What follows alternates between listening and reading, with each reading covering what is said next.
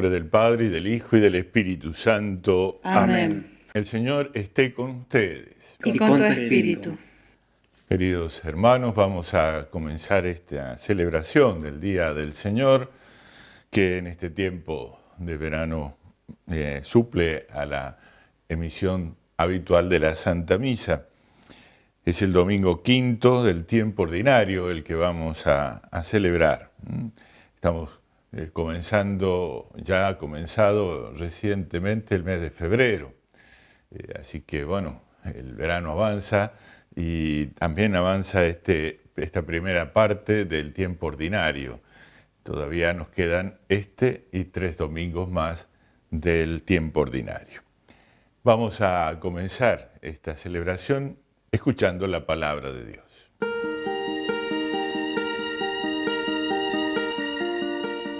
Lectura del libro de Isaías.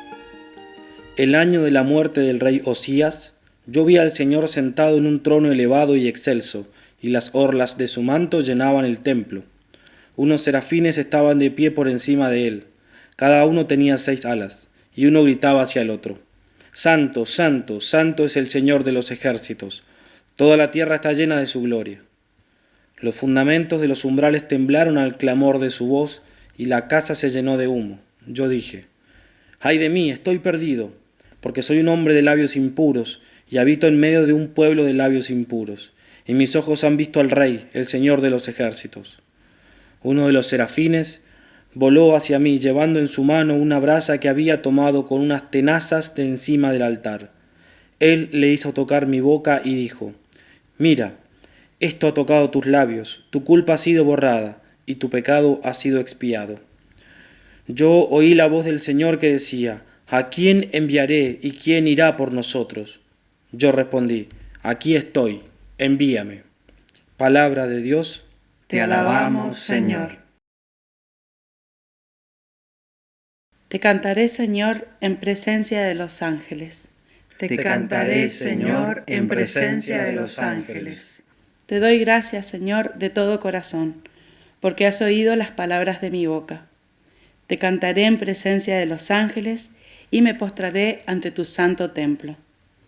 Te cantaré, Señor, en presencia de los ángeles. Daré gracias a tu nombre por tu amor y fidelidad.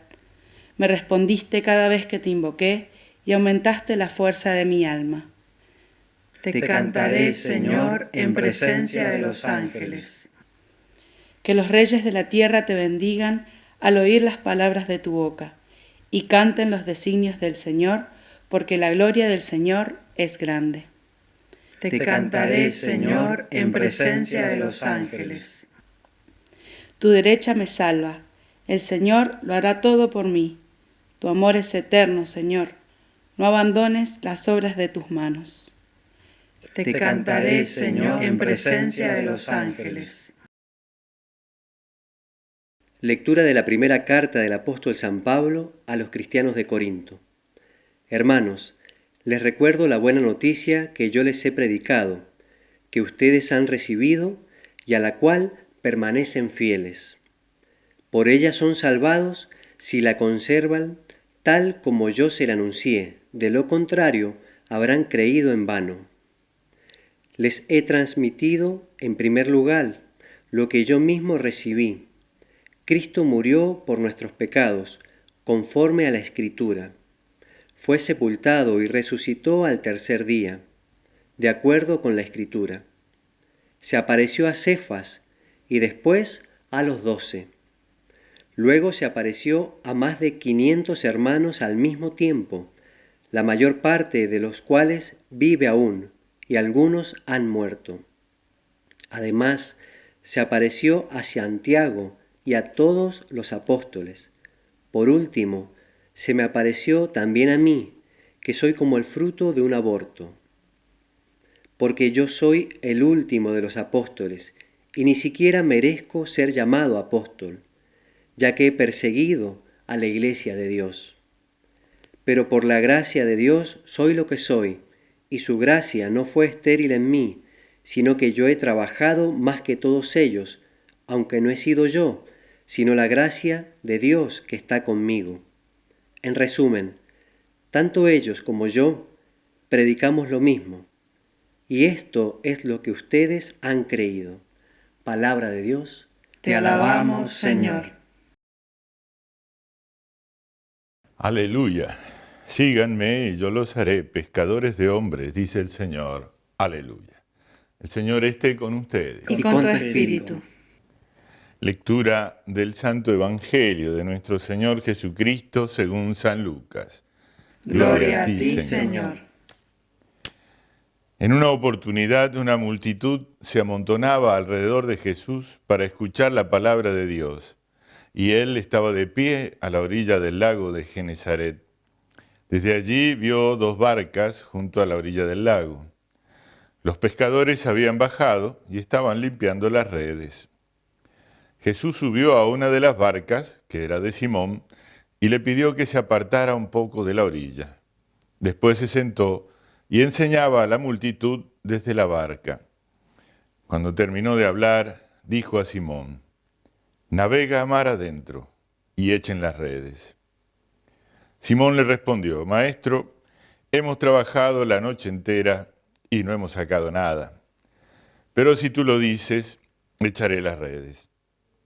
Así lo hicieron y sacaron tal cantidad de peces que las redes estaban a punto de romperse. Entonces hicieron señas a los compañeros de la otra barca para que fueran a ayudarlos. Ellos acudieron y llenaron tanto las 2 barcas que casi se hundían. Al ver esto, Simón Pedro se echó a los pies de Jesús y le dijo: «Aléjate de mí, Señor, porque soy un pecador». El temor se había apoderado de él y de los que lo acompañaban por la cantidad de peces que habían recogido. Y lo mismo les pasaba a Santiago y a Juan, hijos de Zebedeo, compañeros de Simón. Pero Jesús dijo a Simón: «No temas, de ahora en adelante serás pescador de hombres». Ellos atracaron las barcas a la orilla y abandonándolo todo lo siguieron. Palabra del Señor. Gloria a ti, Señor Jesús. Evangelica dicta deliantur nostra delicta. Amén. Seguimos acompañando en este tiempo ordinario la prédica del reino que el Señor va haciendo en esos 3 años de vida pública en los que fue ilustrando con palabras y con obras lo que era pertenecer al reino de Dios y cómo se podía conseguir esa pertenencia. Vemos en el Evangelio que hemos escuchado una ocasión. En una oportunidad, comienza así San Lucas, en una oportunidad, como tantas otras, la multitud se reunía en torno a Jesús. Se había hecho famosa su presencia en aquel país de Galilea y se corría la voz. Donde estaba Jesús, allá iban todos. Muchas veces interesados simplemente por conseguir un milagro, para sanar a alguien, para expulsar un demonio, para tener mejor suerte. Pero también muchos para escuchar su palabra, para atender a sus consejos, a su mensaje. Allí dice que Jesús vio unas barcas. Era temprano en la mañana. Los pescadores estaban recién volviendo de la pesca. La pesca se suele hacer de noche. Estaban limpiando las redes. No habla de peces, no habla de pescados porque no habían tenido suerte, no habían pescado nada. Después que Jesús habla durante un largo rato a la multitud, entonces se vuelve a aquellos pescadores, aquellos que él ya había llamado para ser sus seguidores, pero que se ve que todavía les faltaba un toque, ¿no? Algo más. Conocer de Jesús algo más que los impulsara a ser total y definitivamente sus discípulos. Navega mar adentro y echen las redes. El carpintero les dice a los pescadores cómo tienen que pescar.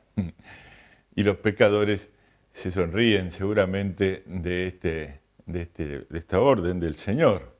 Se pesca de noche y no pescamos nada. Esta vez no hay pique. Sin embargo, Pedro, movido del Espíritu Santo, sin duda, pero también movido por las palabras de autoridad con que el Señor hablaba del reino, le dice lo que es obvio para ellos: Señor, trabajamos toda la noche y no conseguimos nada. Es decir, hoy es imposible la pesca, pero si tú lo dices, acepta la autoridad de Jesús. Si tú lo dices, echaremos las redes. Y así se van mar adentro, echan las redes y se produce el milagro. Cuando se obedece a Dios, se produce el milagro. Pero no podemos ir detrás del milagro. Allí en la orilla se quedaron los que habían ido tal vez solo por eso. Era una oportunidad para hablar y Jesús habló. La multitud que se reunía en torno a Jesús no estaba formada por los poderosos de su tiempo. Estos vinieron después y vinieron de mala intención. Aquellos eran los pobres, los lisiados, los enfermos, los descartados. Aquellos eran los que reconocían la voz del maestro, la voz del pastor que llama a sus ovejas. Esa fue la oportunidad y la aprovechó Jesús. Pero trabajó más profundamente sobre aquellos que necesitaba fueran sus brazos, sus lenguas en el futuro. Aquellos a los que había elegido ya para ser sus discípulos. Hay que animarse a responder a ese llamado del Señor, a todo llamado del Señor. Hay que animarse porque lo que pide parece imposible muchas veces, o parece absurdo, o parece no para mí, no para mí, que sabe, yo sé. Bueno, ese yo sé me lo tengo que borrar porque el que sabe es Dios, ¿no? Ahí estaba Dios y estaba mandando navegar mar adentro. Duc in altum, se dice en latín. Y echen las redes, porque estoy yo aquí, no por otra razón. Por eso Pedro deja claro que no hay otra razón. No es el momento, no es la hora, no es la oportunidad para la pesca, pero sí para la obediencia, para obedecer al Señor. Porque tú lo dices, echaremos las redes. Por tu autoridad, Señor, echaremos las redes. Porque es el Señor el que lo pide. Parece que la lógica humana diría lo contrario, digamos. Si nos ponemos a verlo con ojos meramente naturales, tendríamos que decirle: te equivocás, Señor, no es el momento, no es la oportunidad. La oportunidad es cuando Dios lo dispone. Es otra lógica la que nos debe iluminar. Y bueno, los apóstoles hacen eso y se maravillan con el milagro que el Señor les hace ver. No solo se llenó de peces la red de aquella barca, sino que llamando por señas a los otros para que participen de ese misterio y de ese milagro, todas las barcas consiguen la abundante bendición de esa pesca maravillosa. Acudieron y llenaron tanto las dos barcas que casi se hundían. Había abundancia donde antes había esterilidad. Había abundancia donde antes era imposible conseguir nada, y lo había porque Jesús estaba allí. Dios estaba allí. Muchas veces en nuestra vida ocurren cosas semejantes, ¿no? Parece que no se puede y de pronto llega la solución. Personalmente podría contar tantas oportunidades en que se ha manifestado así en las distintas obras en las que he tenido que ver o dirigir, que el Señor llega. Si Él quiere la obra, claro, no si es capricho mío, me deja solo, pero si es la obra de Él, Él la conduce al éxito. Yo tengo que procurar solo hacer la obra de Dios, solo hacer la obra de Dios. Cuando se produce el milagro, se produce también un cambio, una transformación en Pedro. Pedro, que hasta ese momento era el líder de aquel grupo, el que decía cuándo y cómo hacer las cosas, se convierte en alguien temeroso, se postra delante de Jesús y le pide que se aleje porque él es un pecador. Ante la maravilla de la presencia de Dios allí en ese momento y en esa obra, Pedro se siente nada, se siente pecador, que es menos que nada, porque nada es nada, pero pecador es haberse puesto en contra de Dios, haber hecho lo contrario de su voluntad. Es peor que nada. y así se siente. Y es parecido a lo que ocurre, nos cuenta la primera lectura de hoy del profeta Isaías. En el año de la muerte del rey Osías, el profeta tiene una visión. Es un momento de crisis como tantos otros tuvo el Israel antiguo en su vida, en su historia. El profeta es llevado en espíritu a la presencia de Dios y escucha el canto de los ángeles. Santo, santo, santo es el Señor de los ejércitos. Y él piensa para sí que está perdido.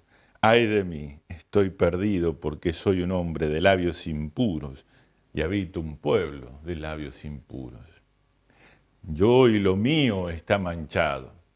Todo a mi alrededor está manchado. Esa es la crisis que sufre aquel pueblo y en la que está inmerso el profeta también. Y al ver la grandeza de Dios, se siente nada y menos que nada. ¡Ay de mí!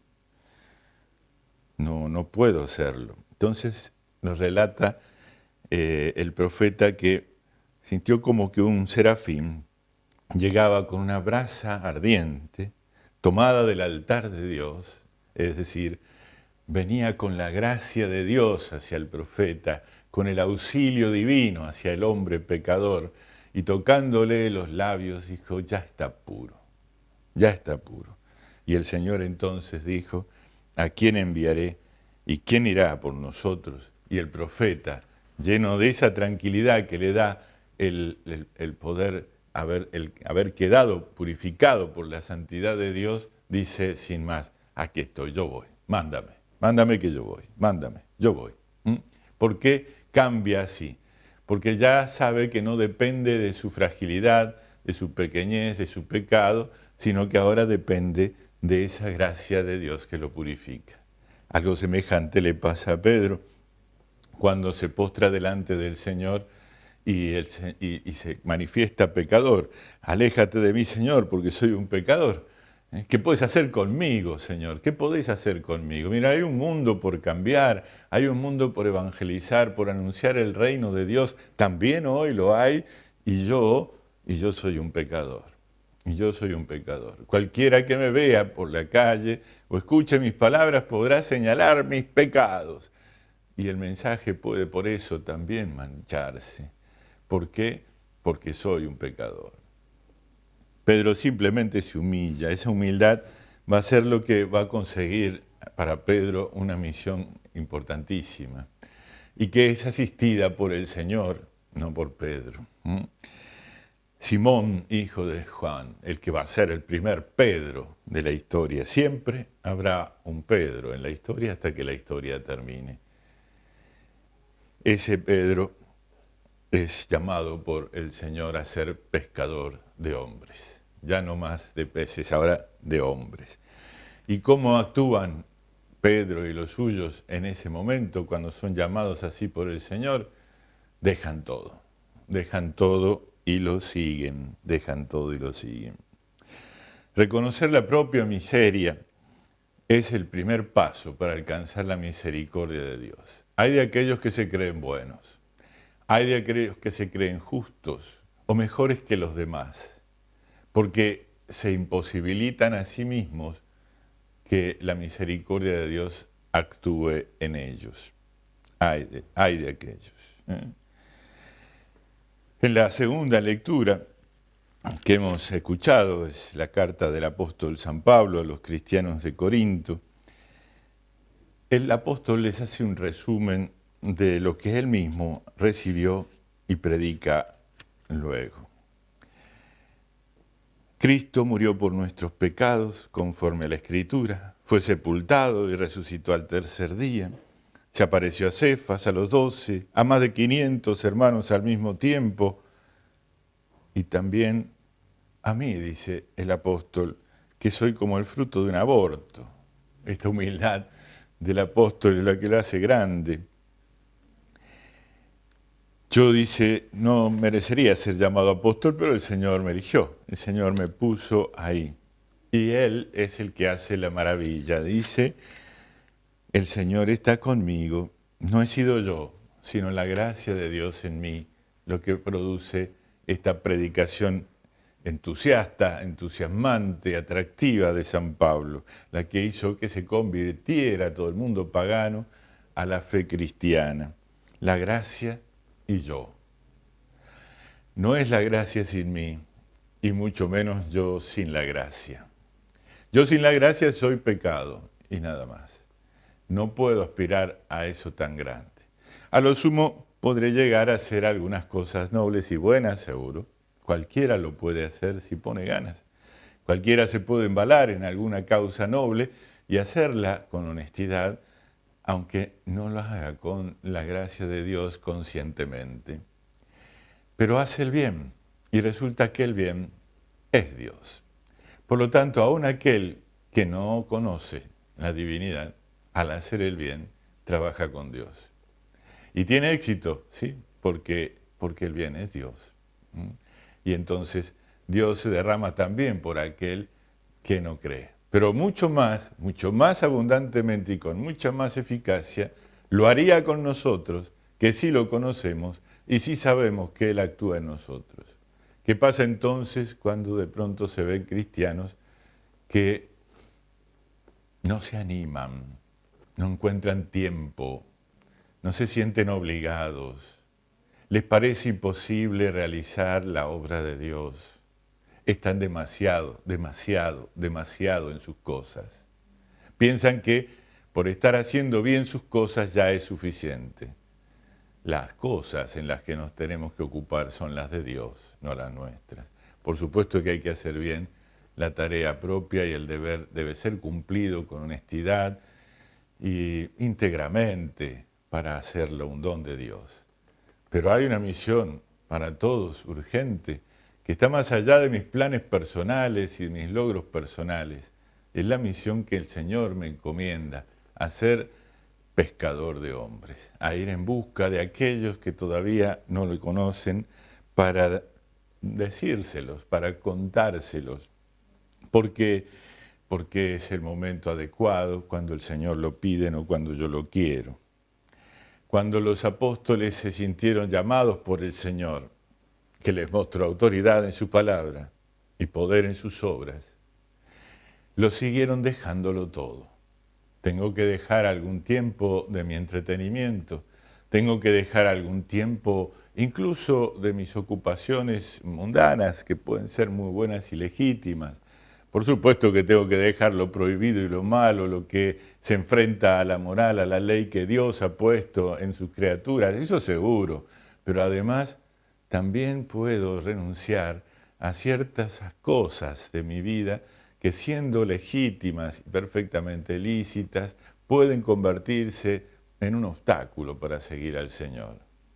Tengo que planear mejor mi vida, tengo que planearla mejor. ¿Por qué?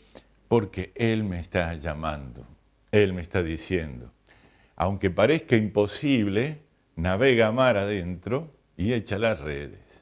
Aunque parezca imposible pescar en este momento en que los hombres parecen no querer saber nada de Dios y de sus leyes, es necesario hacerlo. Es necesario porque Dios lo pide. Y es posible porque Dios hace el milagro cuando yo le entrego mi buena voluntad, mi buena disposición, en definitiva mi libertad. Escuchemos al Señor que nos llama.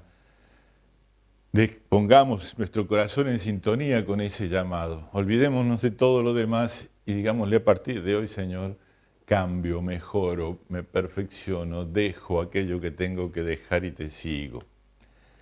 Hagámoslo en este momento que sigue por medio de la comunión espiritual.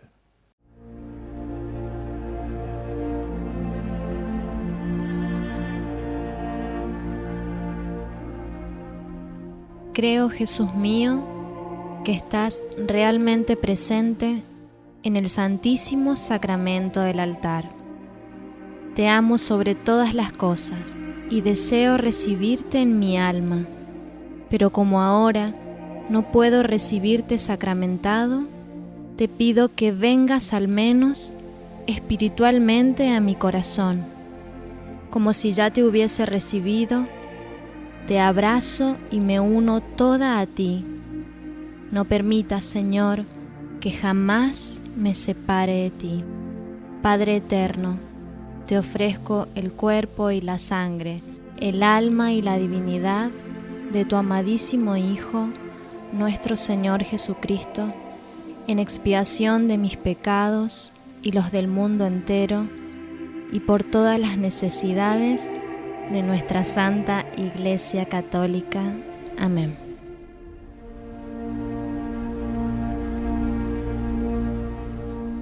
Bien, hemos hecho nuestra comunión espiritual y si lo hemos hecho bien, nos hemos unido muy profundamente al Señor. No dejemos que esta unión se olvide, se enfríe, se pierda. Mantengamos esa presencia de Dios en nuestras vidas, no solo en este domingo, sino también a lo largo de toda la semana y de todas nuestras cosas. El próximo viernes, 11 de febrero, celebramos a la Virgen Santísima en su título de Nuestra Señora de Lourdes. Es copatrona de nuestra diócesis del sur mendocino, por lo tanto es también una fiesta patronal. ¿Por qué lo es? ¿Por qué no solo San Rafael? ¿Por qué también la Virgen de Lourdes? Podríamos decir que San Rafael tuvo dos momentos fundacionales. El primero cuando se le impuso al fuerte, a la orilla del río Diamante, el nombre de San Rafael en homenaje al virrey Sobremonte, a su nombre Rafael, a su patrono. Y ahí comenzó a vivir 100 años largos esta nueva realidad social que es nuestro San Rafael. Pero luego hay otro momento fundacional, que es cuando llega la colonia francesa y con ella la devoción a la Virgen de Lourdes, que se arraigó mucho en la comunidad. Y de hecho la parroquia de San Rafael, en la actual Villa 25 de Mayo, se trasladó a la sede de la capilla de San Ambrosio, que era también sede de la viceparroquia de Nuestra Señora de Lourdes de los franceses. Y coincidió la capilla de San Ambrosio, la viceparroquia de Lourdes y la de San Rafael, las tres en el mismo sitio y con el mismo cura, y ahí comienza una nueva realidad. Por eso, el momento de crearse la diócesis, se la colocó también como copatrona junto a San Rafael para unir estos dos momentos fundacionales de nuestra realidad del sur mendocino. No es día penitencial en nuestra diócesis el viernes porque es solemnidad. El Señor esté con ustedes. Y con tu espíritu. Los bendiga Dios Todopoderoso, el Padre, el Hijo y el Espíritu Santo. Amén. Animándonos a navegar mar adentro como el Señor nos pide, podemos irnos en paz. Demos gracias a Dios.